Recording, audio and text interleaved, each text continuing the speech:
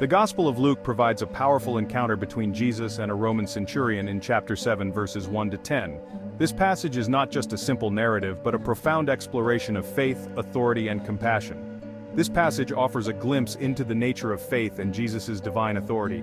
It reveals how faith can transcend cultural and social boundaries, bringing together people from different walks of life.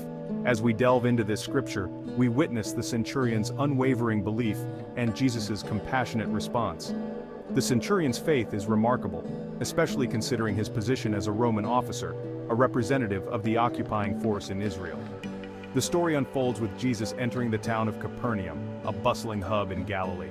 Capernaum was a significant location in Jesus' ministry, often serving as a backdrop for his teachings and miracles.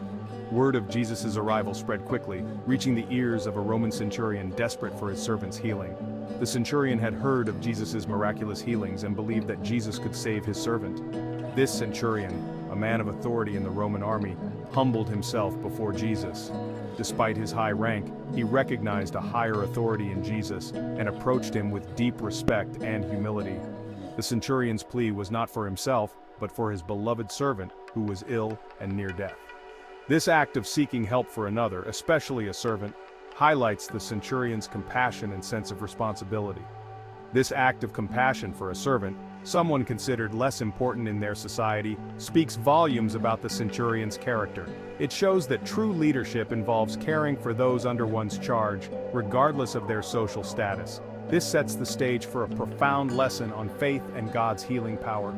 Jesus' response to the centurion's faith not only heals the servant but also serves as a powerful testament to the boundless reach of faith and divine grace. The Roman centurion, a figure of power and authority, found himself in a vulnerable position. Despite his high rank and the respect he commanded, he was faced with a deeply personal crisis that no amount of military prowess could resolve. His beloved servant, likely someone who had faithfully served him for many years, was on the brink of death. This servant was not just a worker in his household but had become a trusted companion, almost like family. In this moment of crisis, the centurion's compassion shines through. He did not see his servant merely as a tool or a piece of property, but as a human being in need of care and support. In the ancient Roman world, slaves and servants were often seen as mere possessions, devoid of personal rights or dignity. They were expected to serve without question and were rarely shown kindness or compassion. Yet this centurion deeply cared for his servant, recognizing his inherent dignity. He went against the grain of societal norms, showing a level of empathy and humanity that was uncommon in his time. The centurion's concern transcended the social norms of the time.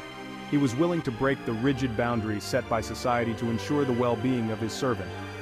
This act of love and concern for someone considered lesser than reveals the depths of the centurion's character. It shows that true leadership is not just about power, but also about compassion and understanding.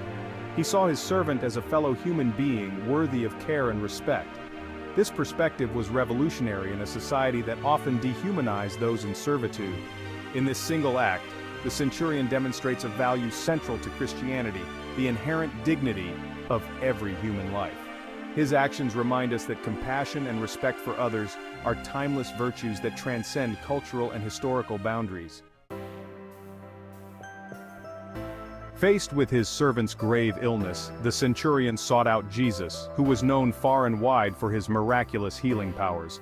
The centurion, a man of authority himself, was deeply troubled by the suffering of his servant, whom he cared for dearly. However, instead of demanding a miracle, the centurion approached Jesus with remarkable humility. He did not use his position to command or insist. Rather, he came with a heart full of respect and reverence.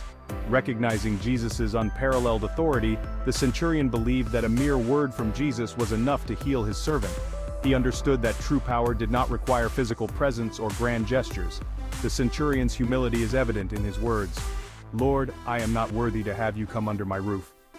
This statement was not just a formality, it was a genuine expression of his deep respect and recognition of Jesus' divine authority. This statement reveals the depth of the centurion's respect for Jesus. Despite his own high status, he acknowledged Jesus' superior spiritual authority. He recognized that Jesus was no ordinary healer. He possessed a unique spiritual authority that transcended human limitations. The centurion's insight into Jesus' true nature was profound and rare. Furthermore, the centurion's faith is truly extraordinary. He had complete confidence in Jesus' ability to heal, even from a distance. This level of faith was not common even among those who followed Jesus closely. He believed that Jesus could heal from a distance, without even needing to be physically present. This belief in the power of Jesus' word alone is a testament to the centurion's deep faith and understanding. This unwavering faith in Jesus' power points to the core of Christian belief, trust in Jesus' authority and love. The centurion's story is a powerful example of how faith transcends physical boundaries and relies on the spiritual connection with Jesus.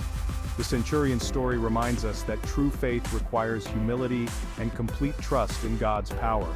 It teaches us that no matter our status or position, approaching God with a humble heart and unwavering faith can lead to miraculous outcomes.